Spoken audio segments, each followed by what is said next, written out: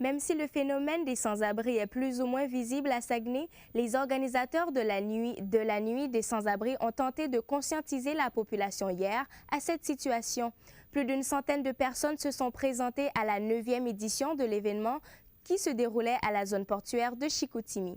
Amélie Houle, est-ce qu'on peut chiffrer le nombre de sans-abri à Saguenay? Non, en fait, Dailena, selon une intervenante du service de travail de rue de Chicoutimi, Roxane Gervais, justement, avec qui j'ai pu m'entretenir cette semaine, elle ne peut pas vraiment chiffrer le nombre de sans-abri à Saguenay, mais elle dit vraiment que c'est un phénomène qui est méconnu dans la région, puisqu'en fait, les sans-abri sont plus ou moins visibles dans les rues de Saguenay, donc les gens pensent justement que ça n'existe pas, mais elle dit que les sans-abri vont plus faire appel à des centres d'hébergement.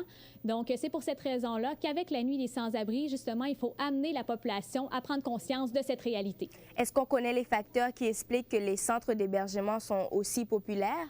Il y a quand même beaucoup de facteurs qui sont en cause, mais il peut y avoir, par exemple, des situations économiques ou des situations familiales qui peuvent être difficiles. Et il y a aussi la hausse des prix des logements et la hausse des produits alimentaires, vraiment, qui peuvent expliquer pourquoi les centres d'hébergement sont aussi populaires d'année en année. Quelles ont été les activités cette année? Cette année, les activités se sont déroulées autour de vigiles de solidarité. Il y a aussi eu un brasero vraiment pour que tout le monde puisse venir s'y réchauffer.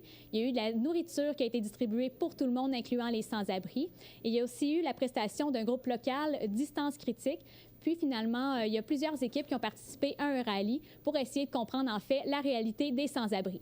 Est-ce qu'on sait si cet événement s'est déroulé seulement en région? Non, c'était pas seulement en région. En fait, c'était la 24e édition provinciale de la Nuit des sans-abri qui se déroulait dans 31 villes partout au Québec. Et quel a été le slogan pour la 9e édition? Cette année, le slogan, c'était « Personne n'est à l'abri ». Donc, ça tentait vraiment de conscientiser la population aux raisons qui poussent les gens à demander de l'aide pour aller en centre d'hébergement. Et aussi, ça suscitait vraiment la réflexion. En terminant, Amélie, est-ce que la région va avoir des subventions cette année?